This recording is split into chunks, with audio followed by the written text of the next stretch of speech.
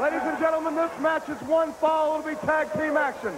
Introducing first of all from Pittsburgh, Pennsylvania, Trent Knight. His partner from the dark side, Randy Rose. Their opponents this evening will be the New Zealand Militia. Well, it's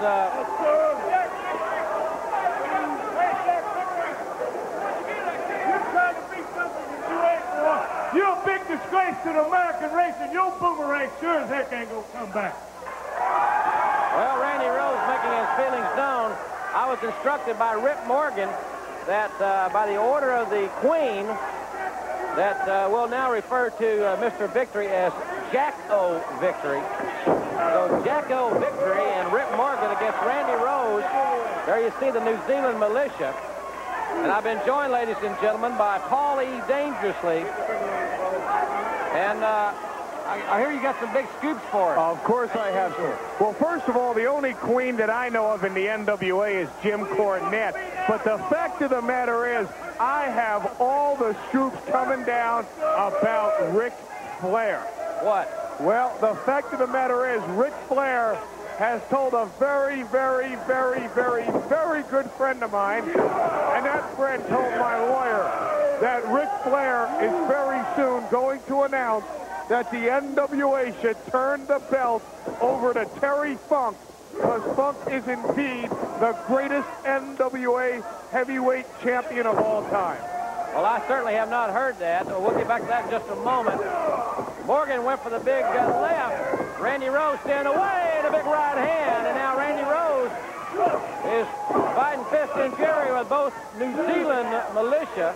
I taught Randy how to fight that way, you know. Oh, did you? I did. I'm right. So you're saying that Flair's going to make an announcement. He's going to what's he going to do if he retires? I don't believe you, but what's he going to do? Well, the fact of the matter is, I know for a fact that Ric Flair has bought a lot of stock in a new private postal firm. I know that Ric Flair is opening up a restaurant in Charlotte, North Carolina, and I hear that he has cut a deal with the National Wrestling Alliance. He is going to replace you as the host of Worldwide Wrestling, and every week when fans tune in, they're going to hear, "Woo! Welcome to Worldwide Wrestling. I'm your host, the retired second greatest heavyweight champion of all time, Nature Boy Ric Flair."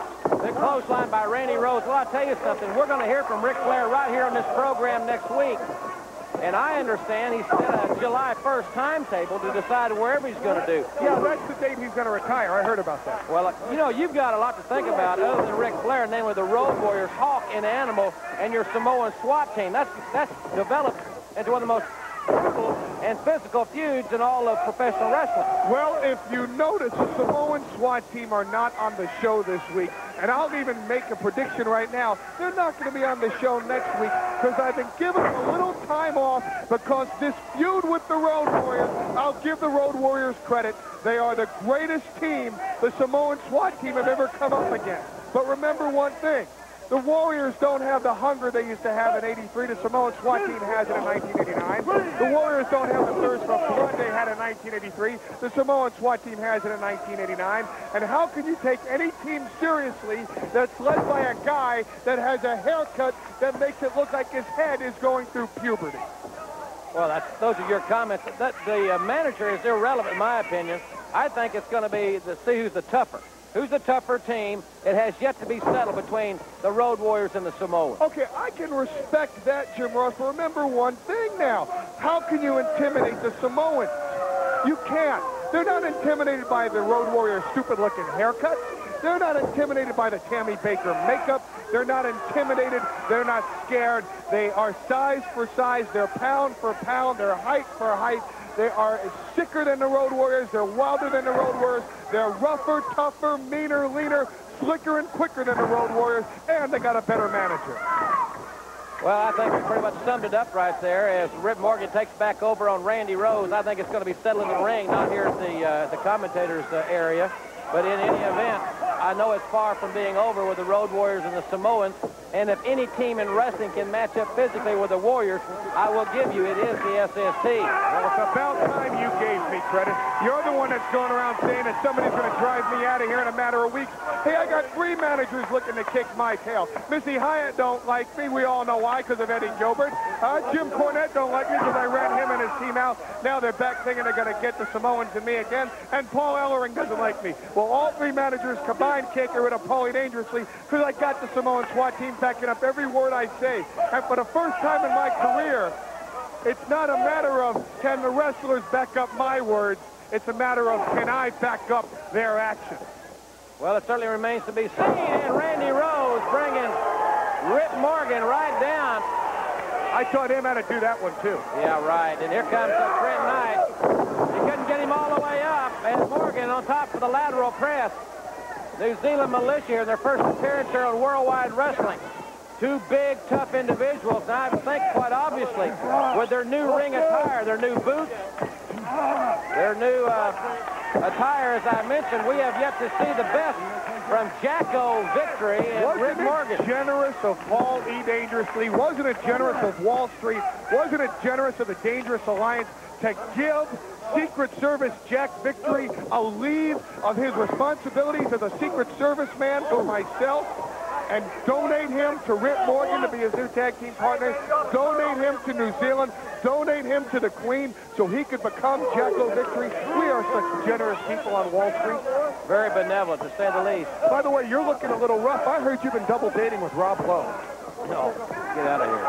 All right, tag made. And Morgan and Victory, Jacko and Rip, double teaming on Trent Knight. Good tag team wrestling right there. Kick right to the solar plexus. And they're not pushing around just a couple of wannabe wrestlers. They're not pushing around some weekend warriors. They're pushing around ravishing Randy Rose, who everybody knows. I know how accomplished he is because I managed the man for 2 years. And they're pushing around Trent Knight, who's one of the hottest up-and-coming wrestlers in wrestling today.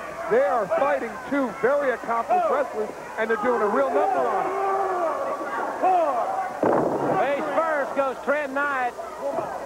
A double team move, and the New Zealand Militia wrap up a victory here. Now let's go to a man that always has the winning combination, the round mound of sound. Here's Joe Pedicino Nose. We're going to talk about all the things that are happening right now in the NWA. We're going to start it off, though, by showing you this week's edition of the NWA Top 10.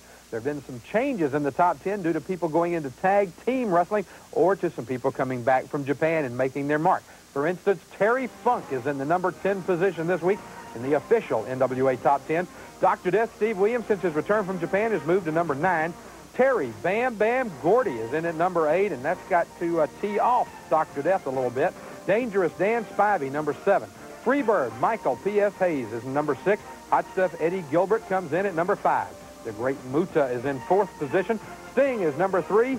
Lex Luger has moved all the way to the number 2 position. And Ricky the Dragon Steamboat is the number 1 contender still for Ric Flair's big NWA World Heavyweight title. That's this week's official Top 10. Now, this is all going to change. Why do I say that? Because starting Thursday, it's the Great American Bash.